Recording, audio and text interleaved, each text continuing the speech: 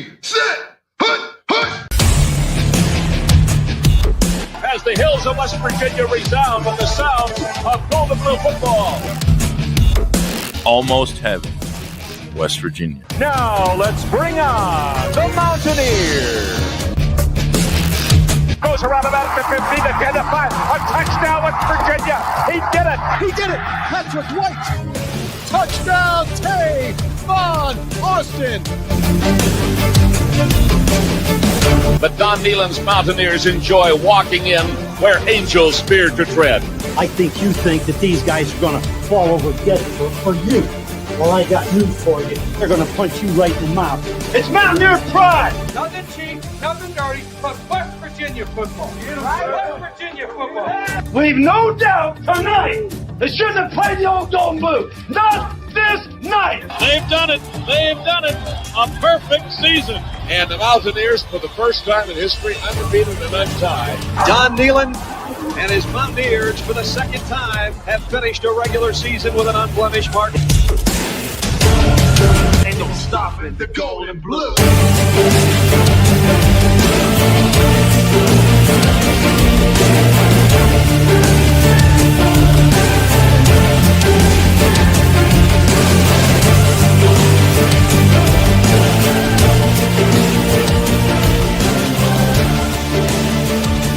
It is a great night to be a Mountaineer, wherever you may be.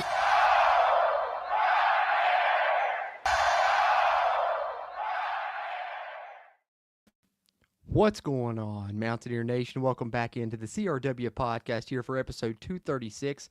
We're going to dive in and react to West Virginia falling to UCF 45-13. Unfortunately, bringing it to a 4-game losing streak, West Virginia falls to 2-5 overall, 0-4 in the Big 12, and we're streaming this one live. You know, haven't done one of these podcast episodes live in a long time, so streaming live on our YouTube, Facebook, and Twitch pages. Appreciate you guys tuning in that are here live. If you guys got any questions, comments about the game, anything there, we'll get to some of those throughout the show. And, of course, you guys can still check out the playback both on our YouTube channel, over on the WV Sports Now channel, and listen to the audio on any podcast platform. We appreciate you guys tuning in that way as well on any podcast platform you choose. You can find us on Amazon, Apple Podcasts, iHeartRadio, Spotify, you name it. Just search for the Country Roads Webcast. If you listen to us on the audio side, leave us a rating. That helps out on that side of things.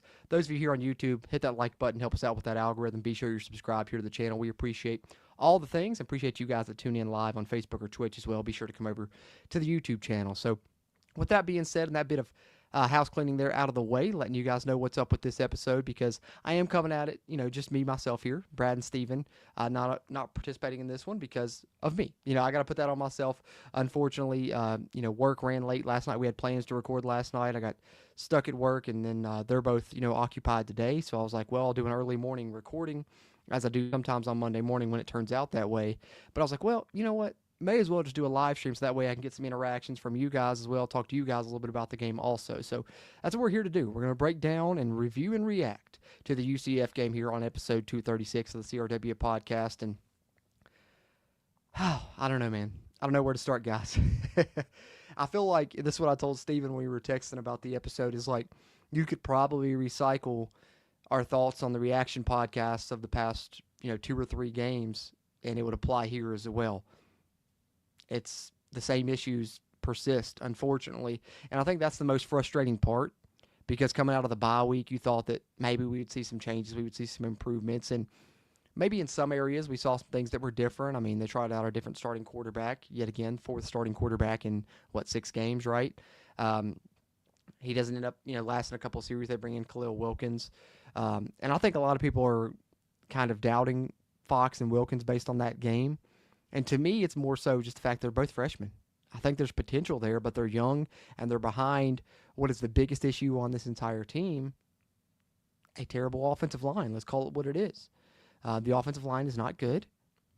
West Virginia, ends up with decent rushing stats, which we'll go over the stats here in a minute after I share some thoughts from the game. But pass protection, which kind of had been the strength of this offensive line, was absolutely abysmal. When Scotty Fox was in there, I think he was sacked, 4 times in the first quarter, something like that. just can't happen. And you could tell West Virginia's game plan, and I think that's why they went with Scotty Fox, was to try and throw the football a little bit more. You saw that evident on the very first play when they streaked Jeff Weimer up the sideline. The ball's a little bit underthrown and get a DPI called. But, that's what the game plan was. But they couldn't protect Scotty in the pocket. Every time he dropped back, he had, maybe a second and a half before, he had to scramble out of there and try and make something happen. And he was getting sacked a lot. And that's just the way that things went there. And I think that that's my main issue, yet again, that persists, is the offensive line. And I feel like, we're beating a dead horse by talking about it because we all know that that's the issue. I've gone over the player grades a ton throughout the season, which shout out to our channel members. I'll be live again for channel members here in about an hour or two going over the player grades from this game as I do every week. But I think what's most frustrating about the offensive line and their performance is the fact that we've seen, like we said, 4 quarterbacks. We've seen multiple running backs. We've seen a lot of receivers. We've seen multiple tight ends. You go over to the defense, they've rotated at linebacker. They've brought in different corners. They've brought in different safeties, as the field safety's kind of been the big issue there, and they've rotated guys in there. Offensive line, they refuse to substitute. And to me, that's the most frustrating part. And I think the big thing that you hear from a lot of people is, well, if those other guys were good enough, they'd be in there. They'd rotate them in. The coaches are, what they're seeing in practice shows them that these 5 offensive linemen are the best 5. Maybe so. But my counterpoint to that is we've seen Malik Agbo get in the game and the offense make some big plays when he's in there. Is he a bit undersized? Do they want to get him up over 300 pounds? Sure. But if he's performing despite being undersized, that's one thing. We've seen Donovan Haslam get in there at guard and the offense perform better when he's in there. We've seen Carson Lee get in there and the offensive line perform better when he's in there. So I can't really agree with people that say, hey, man, these are our best 5. Obviously, the backups must not be that good if they're continuing to play these guys, because we've seen some of the reserves. We've seen Malik Agbo. We've seen Donovan Haslam. We've seen Carson Lee. And they're not worse, at least on par with what we've been seeing from the offensive line. And so, I don't know. This part is speculation, because the way I've always understood it when it comes to rotation of who you're subbing in, who you're subbing out, for the most part, that's dependent on the position coach. The position coach is kind of making that decision as far as rotation within the position group, right? So to me, if everywhere else is substituting, but your offensive line coach is not substituting, who does that fall on? To me, that's the O-line coach. And this isn't, me coming at this to just be a, Jack McNeil hate session or anything like that. But it's pretty clear our offensive line has been an issue since pretty much game 1, and we haven't seen much improvement. And not only have we not seen much improvement, we haven't seen much effort in trying different pieces. And so, I don't know, man. We'll see what happens there at that position, but the offensive line is the main issue on this team to me, and there's going to be some changes made when the offseason rolls around. Obviously in personnel, because you have a lot of seniors there, but I'm not so sure what's going to happen staff-wise either. We'll see. We'll wait and see. I don't want to speculate on that, but I don't know, man. Something's got to give on that offensive line, and that's just kind of the main thing that I wanted to hit on here coming out of this game. Defensively, when we talk about that side of the ball, I don't know. I don't know what to say, man, because we thought that they would carry us, in those first couple of games of the season and be able to keep us in games. And then since then, it's been really, really bad, man. I mean, we've given up 38-plus points in pretty much every game since that, since conference play began. And we haven't really been close. And I don't know if it's a mixture of we don't necessarily have the personnel, film's out on us.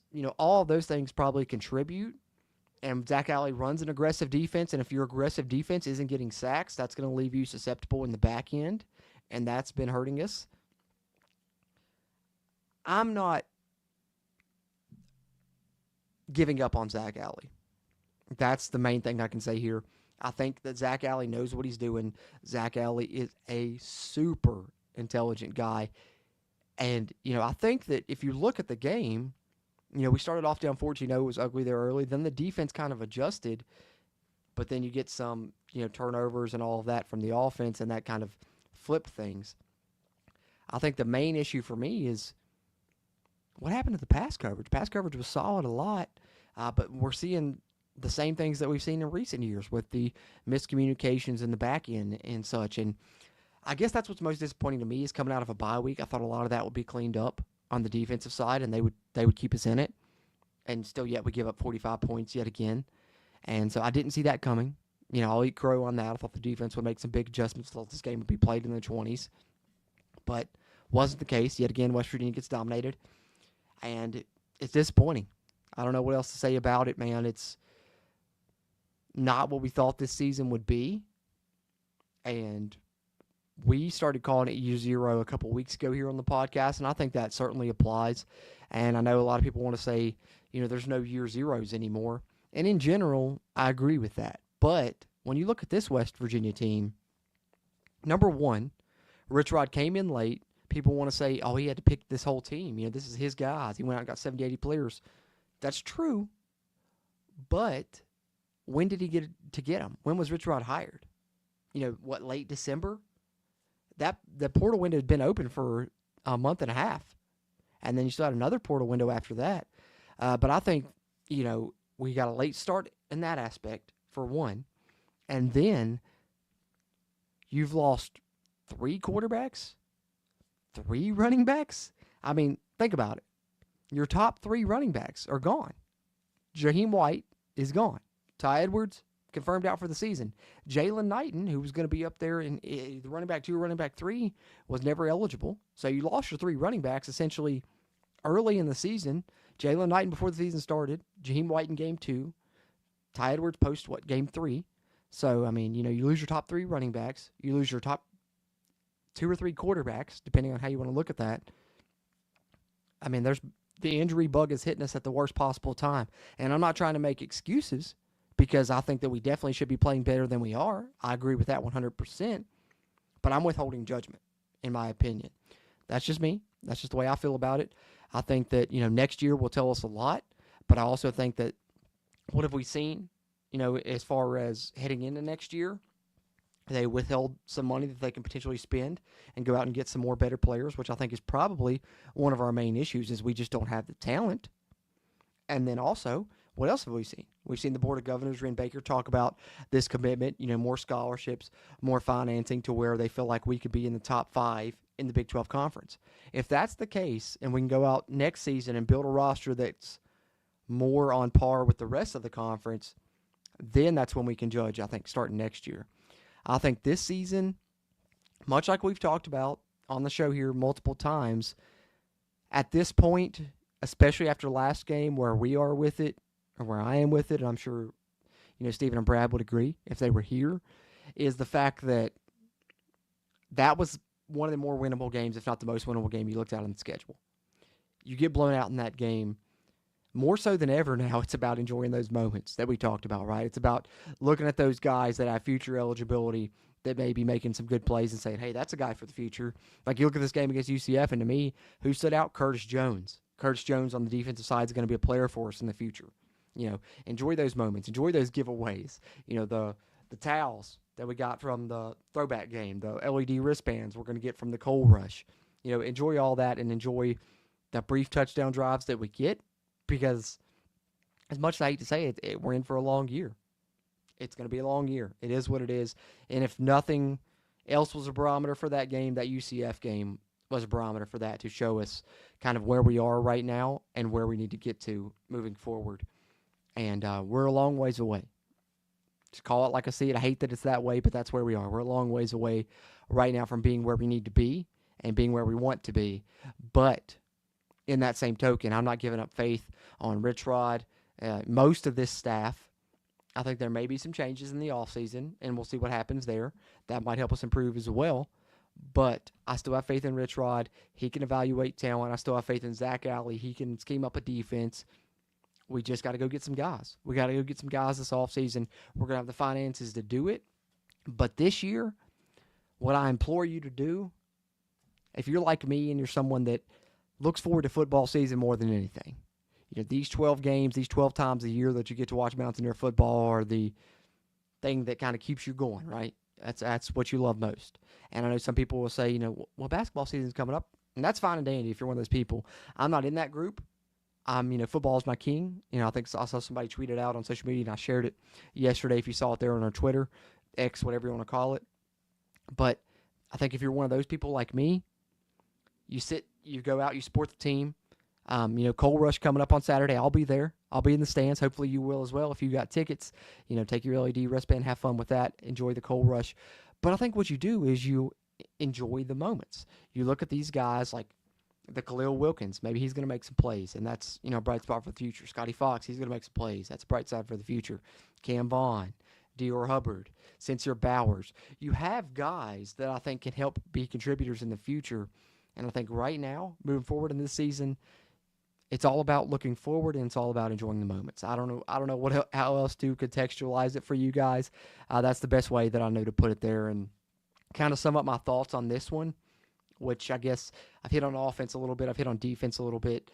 Offense, offensive line's the main issue. But at the same token, I think outside of Cam Vaughn, I think that one of the most under-talked about things this season has been the injury to Jaden Bray, because I think when you look at our offense now, they can double-team Cam Vaughn, and then no one else that we have seems to be able to get off press man coverage.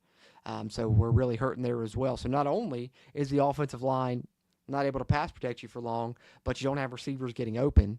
So I think it's tough to judge the quarterbacks right now in that aspect. And you add into the fact that they're both freshmen, they're young and going to make mistakes anyway. It's not a great recipe for success.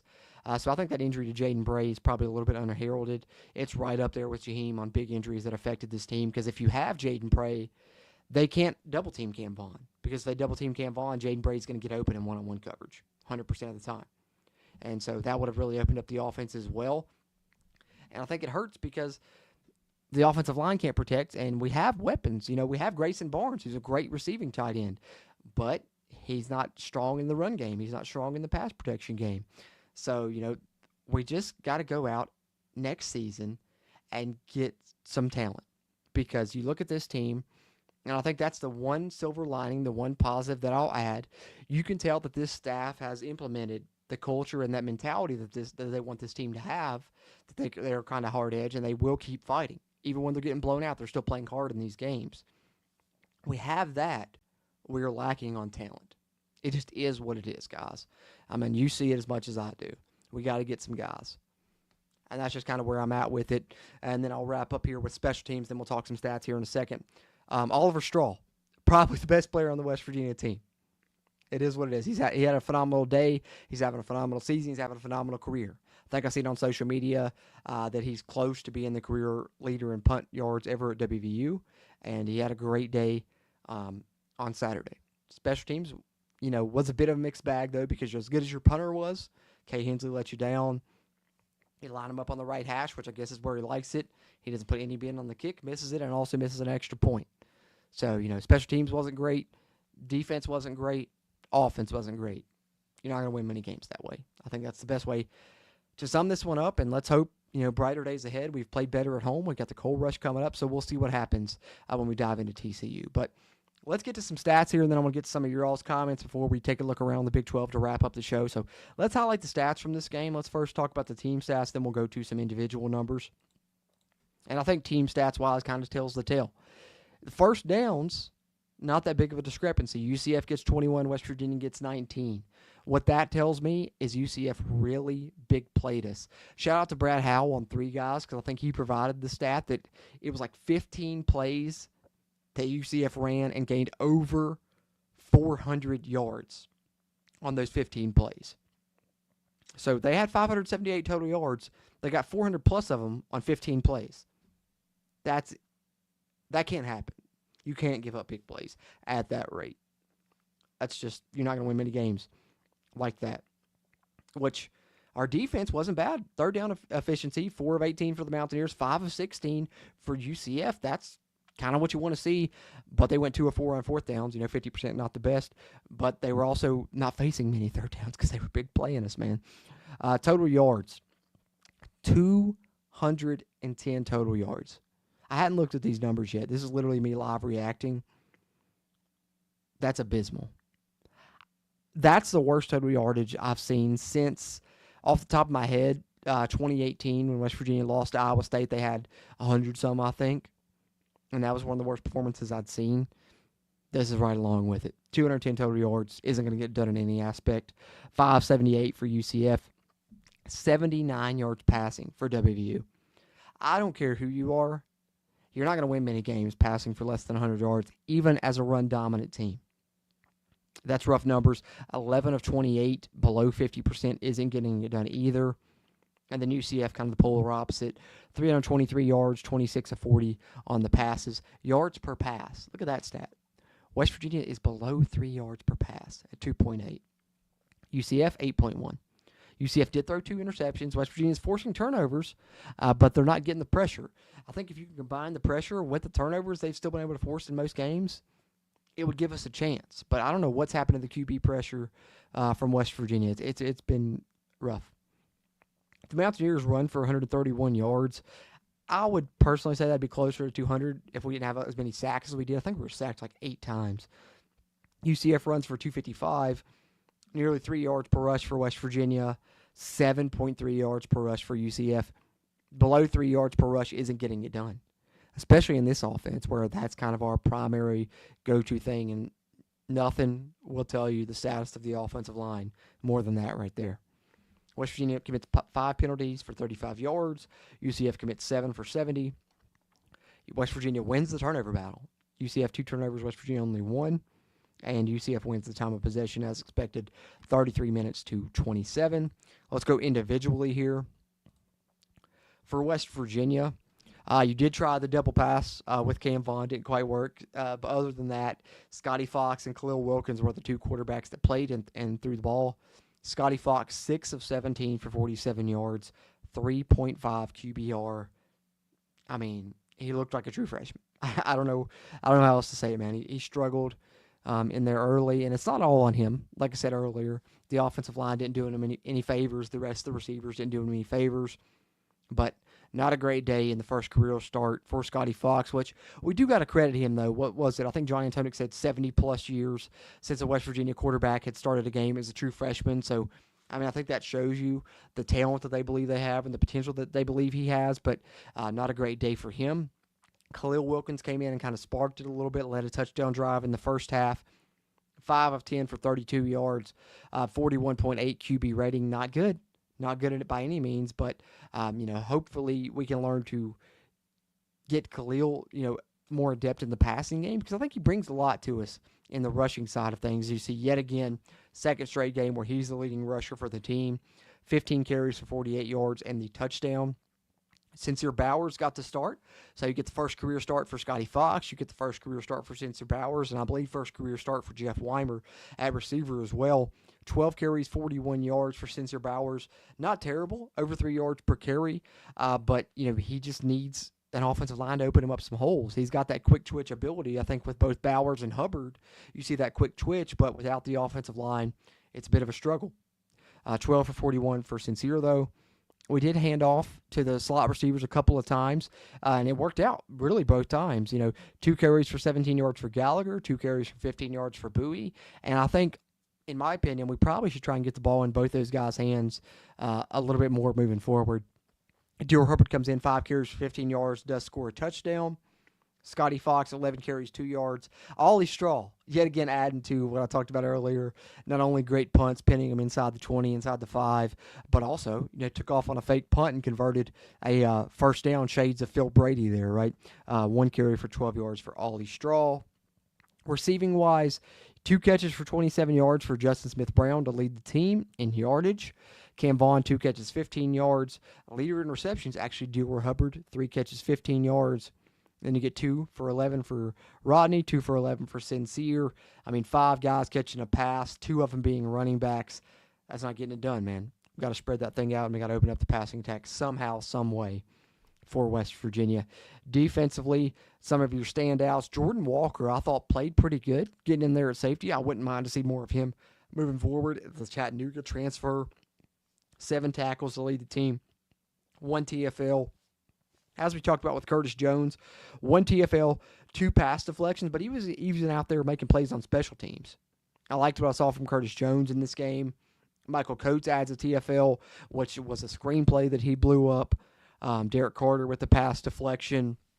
But he was subbed out for Jordan Walker, who I thought looked better, so I would not be surprised if we see more Jordan Walker moving forward as they continue to try and find something at that field safety position. It's been the weak spot on defense. We saw Boyce start the year, then move to KK Tarnu, then recently Derek Carter, and now it looks like Jordan Walker they're trying out there as well. So we'll see what happens. We'll keep an eye on that field safety position moving forward.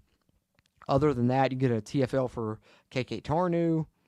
You get a TFL for Corey McIntyre, a TFL for Zay Jennings, and the Mountaineers, yet again, no sacks. It's tough, man. It's tough with this defense, the aggressive defense that Zach Alley uses. If we're not getting to the passer, it's a bit of a struggle. So hopefully that can improve because we need this defense to improve for us to have success moving forward. So there's a look at the numbers there. Jordan Walker, as I mentioned, did get an interception, and I do got to highlight Jason Chambers. I thought he had a good game as well. Made a good play on punt coverage as a gunner. Came up with a nice interception, and I think Jason Chambers has been a great addition coming over from App State at the cornerback spot, and I hope to see more Jordan Walker, as those are the two guys that got interceptions for the Mountaineers. So, with that being said, I think I've pretty much said all I have to say about this game. I've went over some numbers. Let's catch up on some comments from you guys that are in here tuning in live. Let's get into the chat a little bit, and then we will wrap up with our Around the Big 12 segment as we take a look at some scores from Week 8 around the conference here on episode 236 of the CRW podcast, our UCF review and reaction, which I appreciate you guys tuning into, whether you're watching this live or watching this on a playback. Either way, we really appreciate. And if you're listening on the audio side, we appreciate that as well on any podcast platform. Leave us a rating. That helps out on that side of things. Shout out to our friends over at wvusportsnow.com for hosting our episodes on their website. And those of you that do turn into the video version here on YouTube, that little thumbs up button helps out more than you know. And be sure you subscribe to their channel so you can get our content directly into your feed. With that being said, let's hop into the chat here. Got my guy Coop in here. What's going on, Coop? A Viper Strike. Kind of echoes some of the sentiments I talked about with the offensive line. A little bit more aggressively, but I understand where you're coming from, Viper Strike. He says, fire Bicknell. Our O-line is the worst O-line in the nation. No more FCS portal players. None. Viper Strike, man, as it's Coop agrees with, he says, yes, fire Bicknell. The offensive line's bad. It's very bad. It's an issue. I'm right there with you. I'm not denying anything you're saying. I think this is the worst offensive line I've seen maybe in my lifetime. And one of the worst teams that I've seen in my lifetime. 01 was pretty bad, but I think they beat this team. 2013 was pretty bad, but I think they beat this team. And I think the offensive line is the weak point. So I understand where you're coming from. He's got 5 more games to maybe show something on this offensive line. If not, we'll see what happens. Rick Trickett is obviously, the golden god, right? That's who you'd love to get. Don't think it's going to happen as much as I hope West Virginia swings for the fences and tries it. Number one, he's loving coaching with his son. Number two, he's talked about he doesn't want to be back at the power conference level in today's day and age. If that's not the case and you are making a move on the offensive line, it looks like there's a pretty good chance the Florida State staff gets blown up at the end of the season, and their offensive line coach is Herb Hand. And Herb Hand's been here and has a good history here as well. So if you can't get Rick Trickett, maybe you get Herb Hand. I don't know. Something's got to give on that offensive line. I've been withholding judgment on Bicknell personally, but now I'm kind of leaning toward that side of the fence where maybe we make a change at the offensive line coach at the end of the season. We'll see, though. We'll see what happens. Hey, what's going on, Leo Cole? Good to see you, man. Appreciate you.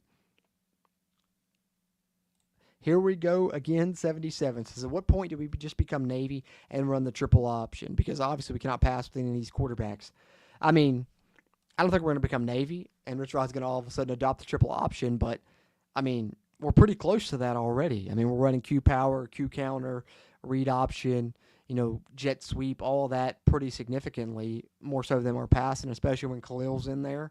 And I think you're going to see a pretty run-dominant offense moving forward because we haven't shown the ability to be able to pass the football. So, if it's not working, stick with what's working. And for us, that's the run game. And unfortunately, it kind of sucks for Khalil's health because right now, it seems like our only chance is him getting 20 carries a game.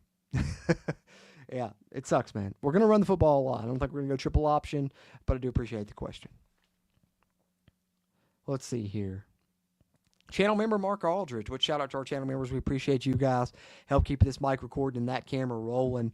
And we got a ton of bonus content coming for you guys this week, including the player grade stream, which will be up here in about an hour or two. I'll start that one up as well, so be on the lookout for that. But 100% agree, Mark. He said it's a washed season, brother. Yeah, that's where we are. That's where we are, man. Barring a miracle, we're not making a bowl game. And that's why my motto has been and will continue to be, enjoy the moments as much as possible moving forward, and just cherish the fact you get to watch Mountaineer football, because it's going to be a calendar year before you get to do it again. It is what it is. I promise next year's going to be better. It's got to be. Let's see. It's Coop says Jordan for offensive coordinator. Hey, man, I do a great job on College Football 26, but I don't know if they want to hire me in real life football. But, whatever we can do to improve the offense, I'm all for, man. That's funny, Coop. I appreciate that. Let's see. Viper Strike says if Rich Rod don't can McNail and step up major next year, it's going to be him in the hot seat. As big of a Rich Rod fan as I am, next year is big. Next year is big. He's got to find a way to win next year. I agree with you. And the offensive line's got to improve, whether that means making a change staff-wise or whatever.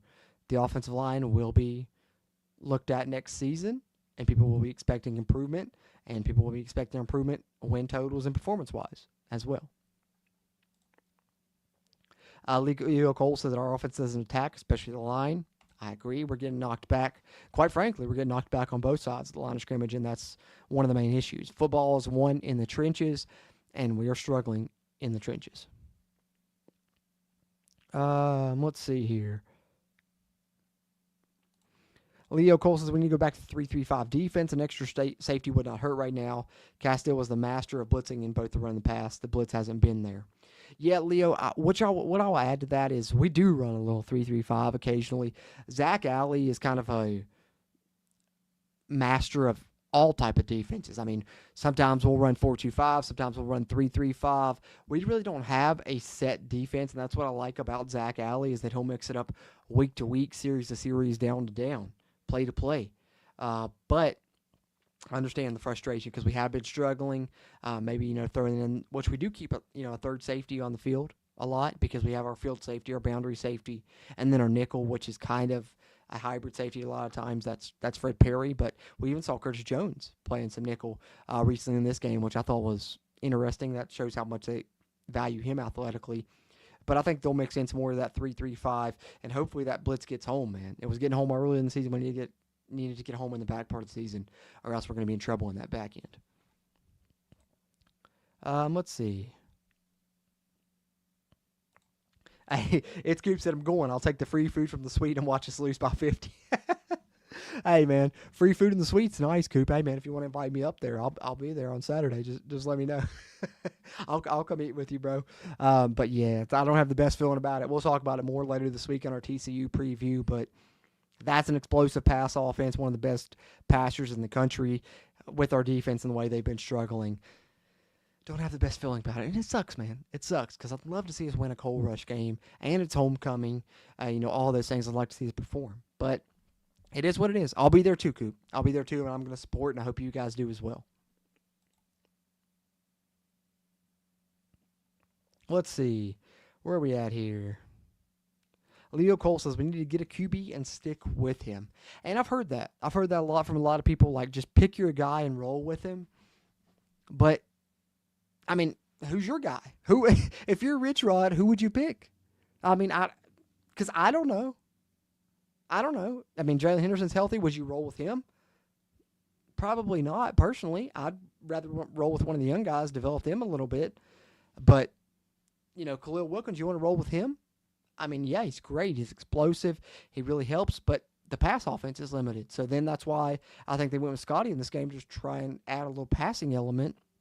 I don't think you can just pick a quarterback and stick with him, honestly, in my opinion, because you need a little bit of the different dimensions from them.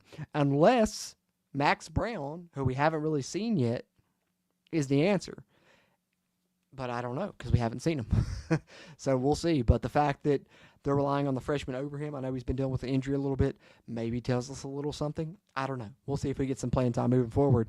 And while I agree, picking a quarterback and sticking with him would be great, I don't know who you pick right now. Honestly, I don't know who you pick right now. It's Coop says, glad at least basketball's looking good, so we have someone to cheer for. And women's basketball beat VT in a scrimmage, so we look good in the basketballs. Great point. And we're going to hopefully release a basketball preview episode later this week as well. But super excited about the way that they performed. 20-plus win over Maryland, 20-plus point win over Maryland. Honor Huff with 30-plus points, 10 threes. Eagle Staff over 20 points. Jasper Floyd nearly a double-double. I really like this basketball team, and I'm excited to talk about them. And, of course, the women's side as well. As you mentioned, their group, they're going to be good again under Coach Kellogg. So going to be a fun basketball season. Well, at least we got that coming up, right? Eric Flowers, good to see you, bro. So I still say we get the biggest defensive end we have and make him a fullback. Hey, man, I wouldn't be against it at this point because the tight ends that we have struggled in run blocking a little bit. So, I mean, anything that's going to help the offense, I'm all for at this point, man. As crazy as it gets, I don't care. Let's help out the offense. It's Coop said, Jordan, the run pass plays on your gaming channel are unstoppable. I appreciate that. It's Coop. Be sure, if you guys are a fan of the college football video game, check me out on JC_S space CFB on YouTube as well. Dropping content there for the college football video game. Appreciate that, Coop. Let's see here. Let's see. Best jerseys in the Big 12. Coop said, hey, we look good. We look good. Now we just got to play good. Best helmets in the Big 12, Drumwolf says, hey, the glossy blues are nice. We're up there, like I said, look good. We just got to play good. It's Coop says, Jamori Robinson's still yet to do anything. Yeah, that's right up there with the offensive line. That's one of the biggest disappointments of the season because, we spent more money on him than probably any other portal player. We thought he would be, the best pass rusher we've had since Bruce Irvin. We haven't seen it. He's been non-existent. I'm not trying to hate on the guy, but the fact is the fact. It's a subjective, deal there. He has not performed, and we need him to. We really need him to. So we'll see what happens, but I agree, Coop. I agree. Drumwolf says, W should put 2 tight ends to block to protect the quarterback. Drumwolf, what if I told you that they were doing that on Saturday? It didn't matter. It didn't matter, man. They were chipping to help that right side of the offensive line. They had a tight end there. They had a running back on that side. Didn't matter. It's rough right now, man. They've tried it. They played multiple tight ends. They played 2, 3, 4 tight ends. It's rough. It's rough, man. Drumwolf. It's a great thought, and I'm sure that they've thought the same, and that's why they've tried it, but hasn't panned out. Drummond says our defense is making Heisman Trophy winners. Yeah, it's bad, man. It's bad right now on both sides. That's why, in the thumbnail you see the rock bottom of the season probably because it is. Because this is the game we were all looking at thinking, hey, maybe we have a chance to win this one. Definitely not the case. Let's see. It's Scoop said at least we beat Pitt, no matter what. And, I can't complain because I remember tweeting out a meme that was like, it was a guy praying or whatever, and he was like, if we win another game this whole entire season, please let it be this one. And we won it. So I can't complain. 9-13 forever, at least we won that game. Because could you imagine if we went 1-11 with our only win over Robert Morris? Thank God we got that backyard brawl win with it being on 9-13 and with it being, before the hiatus of the series. That was big. Definitely a big win. Leo Cole says we're getting a 2026 recruited quarterback, a California guy. Yeah, Leo. Wyatt Walker Brown. Love that guy. I did a video on him, I think, last week. I remember. If you haven't checked it out yet, check it out on that stream whenever some of his highlights there and shared some of them on the video as well, which are super impressive. I really like Wyatt Brown. I think he's a great guy for the future, 100%. Mark Aldridge, channel member, says, I just hope this offseason we get our lines cleaned up. That's where the games are won and lost. Couldn't agree more. The main money needs to be spent in the trenches this offseason, for sure. Completely agree. Drummond says, I think we have to go way back in history to find a team this bad. Me and Steven actually did that on Saturday during the game watch party, and I think it was somewhere in the 60s or 70s. But as far as my lifetime, I think this is the worst right now. Sucks, but let's get through it. And let's get to better days. That's all we can do at this point. But appreciate you guys tuning in and chiming in here live. Was wondering how many people would hop in live with me doing this on a weekday throughout the day, but we hadn't done a podcast episode live in a long time, and with it being me by myself, figured why not. And I appreciate you guys tuning in with comments and questions there. That really helped us progress episode 236 here, which we will now wrap up with our Around the Big 12 segment as we go over the Week 8 scores in the conference. So let's take a look here. We had Houston take down Arizona 31-28. Good stuff there as the Cougars continue to look pretty good under Willie Fritz, and I think he's building a good team there. Close game, but Houston gets it done. TCU survives 42-36 over Baylor, and the fact that they put up 42 points makes you a little bit nervous for this upcoming week, doesn't it? But we'll see what happens. But TCU wins that rivalry game there 42-36. We talked about the Mountaineers falling 45-13. Upset of the week right here.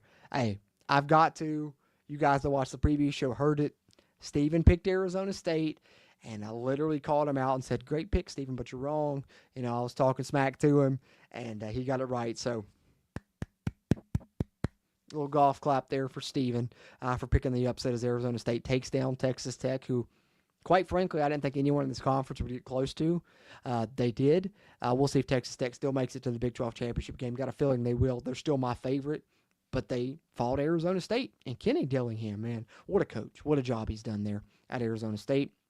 BYU, hey, let's go. I tweeted out on social media the good guys won because you guys know we're a pro BYU podcast here and we're not the biggest fans of the Utah fan base. And BYU holds on, outlasts them. We all picked BYU, and it proves to be correct. BYU 24-21 over Utah. The Cougars continue to roll and remain a conference contender in what was our game of the week. And then the nightcap, Cincinnati handles Oklahoma State as expected, 49-17. So there are your scores from Week 8 around the Big 12 Conference, and that will pretty much put a bow on episode 236 for us here as well. I appreciate you guys that tuned in here live as we stream this one live on YouTube, Facebook, or Twitch. Be sure, come follow us on any one of those pages at Country Roads Webcast. Shout out to you guys listening on the audio side on any podcast platform. We appreciate that as well. Leave us a rating. That helps out there. And, of course, shout out to our friends over at wvsportsnow.com for hosting our episodes on their website as well. With that being said, I'm going to get ready to close up shop here.